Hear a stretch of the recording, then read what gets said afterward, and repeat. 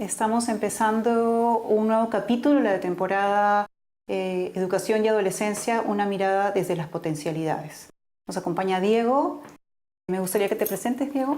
Sí, claro, gracias, Pelu. Yo soy Diego Padilla, yo soy biólogo, pero digamos que la vida me llevó a analizar un poco los procesos de participación, primero desde la gobernanza de la naturaleza y luego ya procesos un poco más específicos de temas escolares y procesos formales, ¿no? Justo quisiera conversar de esto.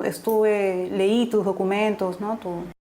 Estábamos trabajando en la misma línea en adolescencia y me encantaría que nos compartas las cosas que fuiste descubriendo, ¿no? Estábamos conversando acerca de cómo perciben los adolescentes la participación, ¿no? Sí. ¿Qué encontraste? Bueno, hicimos un trabajo el año pasado donde participaron alrededor de 140 adolescentes, entre adolescentes y jóvenes, ¿no? De 4 regiones del Perú, 3 regiones del Perú, perdón. Y utilizamos una herramienta de diseño, que es el Design Thinking. Utilizamos herramientas de innovación para poder entender un poco más cómo entienden los adolescentes y, digamos, cómo entienden el entorno que condiciona la participación, no solamente cómo ven la participación.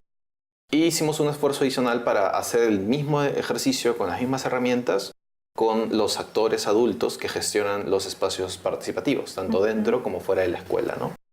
Digamos, el mayor hallazgo o la gran lección que yo tuve que me permitió proponer o digamos, llegar a una conclusión interesante es que la participación debe entenderse como un sistema, ¿no? No como un espacio puntual, no como solamente una experiencia, sino como un sistema que condiciona otros derechos del adolescente, ¿no? Que favorece, Esto que favorece o no. Puede ser propositivo o puede ser negativo, ¿no? Estos sistemas suelen ser bastante resilientes, a favor o en contra, son difíciles de cambiar. Y sobre ese sistema o el ecosistema de participación, que es, digamos, una pequeña propuesta que pongo sobre la mesa, analizar así la participación, encontré 4 variables que determinan la calidad de esa experiencia, ¿no? En los adolescentes, tanto dentro como fuera de la escuela. Esas 4 variables son, bueno, la primera es el propósito de la participación, es decir, si un adolescente participa para mejorar como persona, para mejorar su agencia, desarrollarse un poco más, un concepto que coincide mucho con el intraemprendimiento, emprender hacia adentro, ¿no? Y ese puede ser digamos, un espectro de propósitos, y otro espectro son, digamos, las motivaciones que van con el contexto social en donde me encuentro, ¿no? Adolescentes que se encuentran en situación de riesgo a veces, o que conviven con otros adolescentes, otros pares que tienen una determinada problemática que condicionan motivaciones de participación más externas, ¿no? A ellos los he casi clasificado como los emprendedores, ¿no? Emprendedores sociales hacia afuera. Entonces, dependiendo de qué propósitos tengan estas personas, van a encontrar más o menos espacios, ¿no? Digamos, donde puedan desarrollar estas expectativas que tienen. Obviamente los intraemprendedores, en lo que encontramos fue que tienen más espacios, ¿no? Porque muchas veces los espacios de participación fuera de la escuela pueden ser, por ejemplo, los espacios religiosos, los espacios vinculados a los clubes de madres, los espacios vinculados más a entornos familiares, en donde la persona encuentra programas que tienen que ver más con el desarrollo de la autoestima, etcétera, etcétera, ¿no? Pero son casi inexistentes los espacios que promueven el emprendimiento adolescente, ¿no? En donde al adolescente se le permita y se le dote de herramientas y condiciones para alcanzar propósitos de cambio social, por ejemplo, ¿no? Entonces, en las expectativas que tuvimos, analizamos mucho la experiencia de participación de los adolescentes, y los emprendedores son los que tienen las experiencias más negativas o, digamos, con menor calificación de satisfacción, ¿no? Están muy insatisfechos los emprendedores adolescentes porque justamente no existen espacios que les permitan alcanzar esa línea de trabajo, ¿no? Entonces esa es una variable, por ejemplo. ¿Y qué valoración le daban ellos a la participación? Por ejemplo, ¿son conscientes de que la participación es un derecho? Como tal, me parece que no.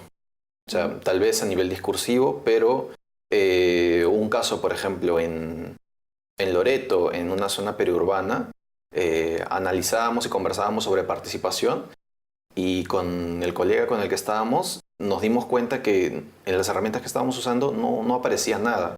Los chicos decían, no, bueno, la participación es levantar la mano en el aula, ¿no? Asumir el rol de liderazgo del grupo y tal y tal. Y decíamos, pero qué raro, ¿no? Entonces hicimos un break y dijimos, esto está muy raro porque vemos que estamos en una escuela que habían carteles donde los chicos habían puesto mensajes. Nos enteramos en ese break que había una huerta que era dirigido y que las semillas o el tipo de plantas que se iban a sembrar eran determinados por los estudiantes. Yeah. Las profesoras, uno se da cuenta, uno lo percibe, o sea, no sé, pero se percibe cuando entras a un entorno de confianza en donde no hay, digamos, mucha restricción para la creatividad.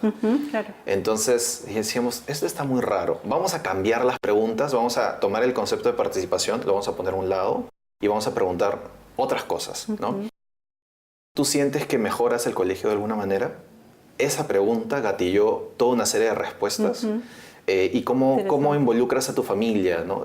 Y boom, se abrió toda una perspectiva que en el imaginario adolescente en el que estábamos no se asociaba con participación. Pero eso es participación en esencia, ¿no? Es la agencia que tienes para poder tomar acciones o decisiones de lo que tú desees hacer, ¿no? Para ti o para otros. O para otros. ¿No? Entonces, esa situación nos llevó a la conclusión de que la familia también tiene un rol importante, ¿no? En ese caso, y bueno, en otros casos también, en las experiencias de participación veíamos que la familia era un soporte emocional importante, ¿no? Aquellos adolescentes que no recibían o no encontraban ese espacio familiar de soporte en casa, aunque ahí yo tengo ciertas reservas con lo que los adolescentes mismos entienden por familia, creo que es otro mundo para explorar. Pero, digamos, entendiendo la familia clásica ¿no? de la familia que me apoya en casa, ese soporte es fundamental, tal vez tan importante como el propósito de la participación, lo que condiciona una buena calidad de la participación, ¿no? Si tenemos una familia que considera que el adolescente debe ir a determinados espacios después del colegio, debe involucrarse en tal cuestión, y la familia lo apoya, digamos, le brinda las condiciones para que pueda ocurrir, pues el adolescente obviamente va a poder hacerlo. Claro. Pero si tenemos una familia que lo obliga a quedarse en la casa para atender N tareas, o de repente no es que lo obligue, sino que tiene que quedarse a cuidar a un hermano pequeño, tiene que apoyar en la bodega o en la ferretería, tiene que apoyar en el campo, etcétera, etcétera. El contexto familiar condiciona ese tiempo libre post-escuela que el adolescente tiene, ¿no? Entonces la familia es otro de los criterios también importantes en la calidad de la experiencia. Y para terminar, Diego, que los adultos que rodeaban a estos jóvenes con los que ustedes trabajaron, ¿tuvieron también alguna participación? ¿Preguntaron, exploraron con ellos? Sí. Los adultos, digamos que el trabajo con los adultos nos permitió llegar a la tercera variable, que es el género, porque a pesar de que bueno, para empezar, la mayoría de los participantes de los talleres adultos, porque fueron invitaciones institucionales, fueron participantes hombres. A pesar de eso, al momento de la construcción de personas que gestionan la participación, que es una herramienta muy usual en los entornos de innovación, todos construyeron personas mujeres. Entonces, cuando fuimos a ver sobre esa reflexión, fuimos a analizar de la misma lógica las personas construidas con adolescentes, identificamos que también habían aparecido más mujeres, a pesar de que en el caso de los adolescentes teníamos la misma proporción de hombres y mujeres, ¿no?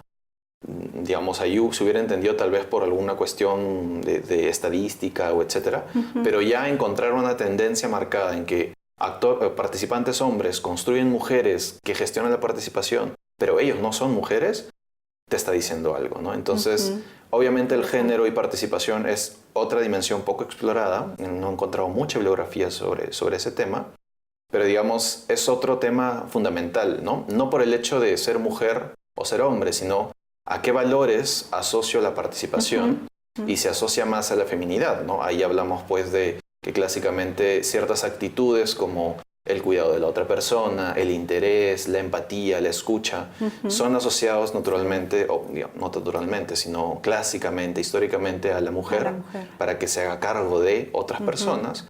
Y pues esos son valores que se desarrollan mucho en la participación porque interactúa con otras personas y tal y tal, ¿no? Entonces, esa exploración también la logramos, ¿no? Fue bastante interesante y no lo hubiéramos podido detectar si no hubiéramos trabajado con actores adultos, ¿no? Claro. Entonces, toda una serie de factores que nos hacen entender que no es solamente el espacio puntual que debemos mirar, sino todo lo que ocurre alrededor del adolescente que condiciona a favor o en contra una experiencia de participación positiva o negativa. Qué interesante. Muchas gracias, Diego. Quedan pendientes entonces en aspectos para seguir explorando. Así es, sí, hay mucho. La participación como derecho y como, digamos, línea de investigación tiene para bastante más, ¿no? Más aún en este contexto global de cambios. Qué interesante. Bueno, entonces quedan, de lo que hemos conversado con Diego, algunas tareas pendientes en esta línea que se abre, que tiene que ver, estamos hablando de la participación adolescente como un derecho, ¿no? Cómo trabajar también para que sean más conscientes de este espacio que tienen, ¿no? Y que corresponde tanto en la escuela como en otros espacios para seguir indagando y promoviendo este derecho, ¿no? Los invitamos al siguiente capítulo de esta serie, de esta nueva temporada.